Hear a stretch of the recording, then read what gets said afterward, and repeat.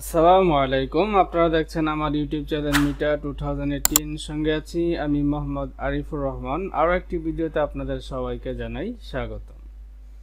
যারা আমার চ্যানেলটি এখনো সাবস্ক্রাইব করেননি তারা আমার চ্যানেলটি সাবস্ক্রাইব করে নেবেন এবং যারা ফেসবুক পেজ থেকে দেখছেন তারা ফলো বাটনটি অন করে দিবেন, কারণ নিয়মিত ফেসবুক পেজ এবং ইউটিউব চ্যানেলে ভিডিও আপলোড করা হচ্ছে। আজকে আপনাদেরকে শেখাবো Adobe illustrator কিভাবে শেপ বিল্ডার দিয়ে লোগো ডিজাইন করবেন।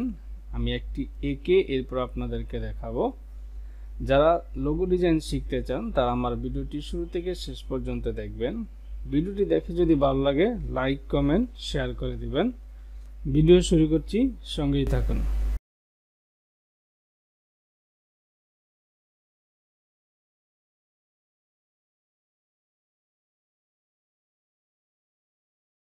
আপনাদেরকে আজকে যে লোগোটি ডিজাইন করা শেখাবো সেটি হচ্ছে স্ক্রিনে এই মুহূর্তে দেখতে পারতেছেন। আমি এগুলা এঁকেছি খুব সহজেই শেপ বিল্ডার দিয়ে এবং শুধু ইলিফ ব্যবহার করে। তো আপনাদেরকে টেকনিকটি শেখাবো, আশা করি আপনারা ধৈর্য সহকারে সম্পূর্ণ ভিডিওটি দেখবেন।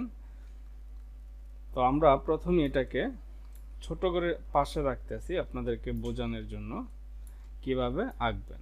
তো আমি এটা এই সাইডে রাখলাম। এখন আমরা ইলিফ আঁকবো। ইলিফ আমরা শিফট চাপ দিয়ে অল্টার শিফট চাপ দিয়ে ধরবো, কারণ চতুর্দিকে যাতে রাউন্ডটা একদম গোল থাকে। তারপরে আমরা যে কোনো কালার এখানে দিতে পারি আমাদের ইচ্ছা মতো। এটার উপরে আমরা আরেকটা ইলিফ নেব, সেজন্য কিবোর্ড থেকে control C control F, control C দিয়ে কপি করলাম আর কন্ট্রোল এফ দিয়ে উপরে ফ্রন্টে আমরা কপিটা নিয়ে নিলাম। এরপর অল্টার শিফট ধরে আমরা যেটা উপরে নিলাম সেটাকে ছোট করে দেব। আমরা কতটুকু রাউন্ড নেব, যেমন এখানে দেখেন যে আমি মোটা একটু বেশি নিয়েছি। যদি আপনারা মোটা কম নিতে চান তাহলে আর একটু রাউন্ড কমাতে হবে। যেমন এই যে আমরা ভিতরে যেটা নিলাম সেটাকে আবার যদি অল্টার শিফট ধরে আমরা কমিয়ে দিই তাহলে রাউন্ডটা কিন্তু চিকন হচ্ছে। আমরা যদি চাই একটু মোটা নিতে তাহলে মোটা নেব, মানে এক কথা আমরা যতটুকু চাই শেপটা অতটুকু নিয়ে নেব। এরপর দুটাকে সিলেকশন করার পর পাথফাইন্ডার টুলটি আমরা ওপেন করব, সেখান থেকে আমরা মাইনাস করে দেব। মাইনাস করে দেওয়ার পরে আমাদের শেপটা এরকম হয়ে যাবে। তারপরে আমি ধরেন আপনাদের বোঝানোর সুবিধার্থে আমরা ফিলটাকে স্ট্রোক করে দিচ্ছি। স্ট্রোক করে দেওয়ার পর এটাকে আমরা তিনটা কপি বানাবো। তো আমি অল্টা চাপ দিয়ে এরপরে মাউসের লেফট বাটন ক্লিক করে আমি সরাচ্ছি। এই দেখেন আমার যখন এটা সরালাম তখন আমার এই দুইটা ইলিফের মাঝখানে একটি সবুজ দাগ চলে আসছে, তার মানে এটা আমার সমান দূরত্বে অথবা মাঝখানে আছে। এরপর আমরা আগে মাউস পয়েন্টার ছাড়বো, পরে কিবোর্ডটা ছাড়বো। এখান থেকে আরেকটি কপি করে আমরা নিচের দিকে নামাই দেব। তাহলে নিচের দিকে আমরা যখন কপিটি করব তখন আমাদের লক্ষ্য রাখতে হবে আমরা সমান যাতে হয় চতুর্দিকে, সেটা খেয়াল রাখতে হবে। এরপরে আমরা আগে মাউসটি ছাড়বো, পরে অল্টা ছাড়বো। তাহলে এই যে তিনটা কপি আমার হয়ে গেল। এরপরে আমরা যে কাজটি করব সেটি হলো সবগুলাকে সিলেকশন করে দেব, মানে তিনটা আমি যে ইলিফ আঁকছিলাম সেই তিনটা ইলিফ সিলেকশন করে দেব।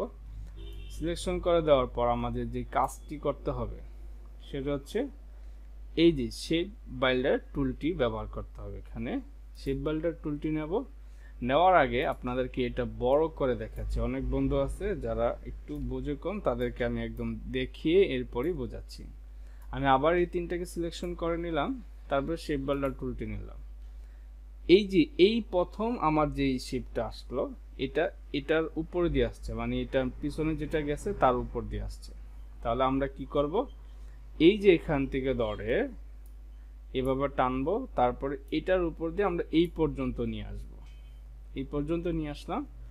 তারপরে যে কাজটি করতে হবে সেটি হলো যে এই যে এটা আবার এটার উপর দিয়ে চলে গেছে, তাহলে আমরা এখান থেকে ধরবো এই পর্যন্ত, তারপরে এখানে, তারপর এটার উপর দিয়ে এই পর্যন্ত নিয়ে ছেড়ে দেব। তাহলে এটা এটার উপর দিয়ে চলে আসলো। তারপরে যেটা এটা তাহলে এটা আমরা এখান থেকে শুরু করে এই পর্যন্ত নেব, তারপরে এই পর্যন্ত, এটা আবার এটার উপর দিয়ে গেছে, এই শেপটার উপর দিয়ে, তাহলে আমরা এটাকে সামনে উঠাই দেব। আর এখানে যেটা আছে এটা আমরা একটা ক্লিক করে দিলাম, তাহলে আমার ডিজাইনটা কমপ্লিট হয়ে যাবে। এরপর আমরা সিলেকশন টুলে ক্লিক করব। সিলেকশন টুলে ক্লিক করার পর গ্রুপটা বাদ দেওয়ার জন্য বাহিরে ক্লিক করব, মানে খালি জায়গায়। তারপর আমরা এই যেগুলো সিলেকশন করে ডিলিট বাটন অথবা ব্যাক স্পেসে ক্লিক করলেই ডিলিট হয়ে যাবে। দেখেন আমার লোগোটা তৈরি হয়ে গেল।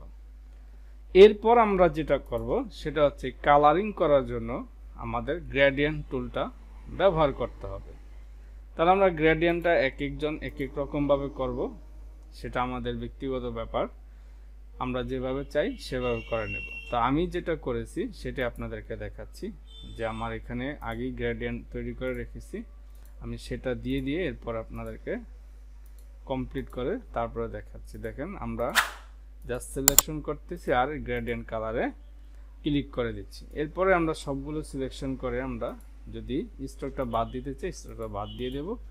আর কালারগুলো যদি ঘুরাইতে চাই তাহলে আমরা ঘুরিয়ে নেব, কোনটা কোন দিকে নেব সেটা আমরা আবার এই যে অ্যাঙ্গেল আছে, অ্যাঙ্গেল থেকে আমরা ঘুরাতে পারবো। যেমন আমি এটা -135 ডিগ্রি করে দিতে পারবো, তারপরে আমরা যত চাই অতটুকু করতে পারবো।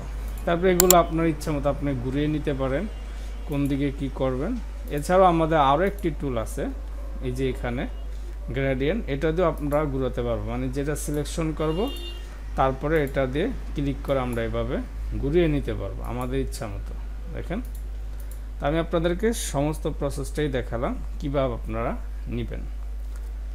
তো শেপ বিল্ডার টুল দিয়ে আমরা খুব সহজেই যে কোনো ডিজাইন করতে পারবো। আর একটি কথা আপনাদেরকে বলে দিচ্ছি, আমি অনেক সময় বলে থাকি যে আমাদের এই যে রেক্ট্যাঙ্গেল, ইলিফ, পলিগন আর স্টার, এগুলো হচ্ছে আমাদের কাটের মতো। কাট দিয়ে যেমন আমরা বিভিন্ন রকম ডিজাইন করে থাকি, ঠিক এগুলো দিয়ে আমরা বিভিন্ন রকমের ডিজাইন করে থাকি। জাস্ট আমাদের চিন্তা করতে হবে কিভাবে আমরা ডিজাইনটা করব, সেভাবে আমাদের শেপগুলো তৈরি করতে হবে। এই ছিল বন্ধুরা আজকের টিউটোরিয়াল। ধন্যবাদ তোমাদের সবাইকে সম্পূর্ণ ভিডিওটি দেখার জন্য।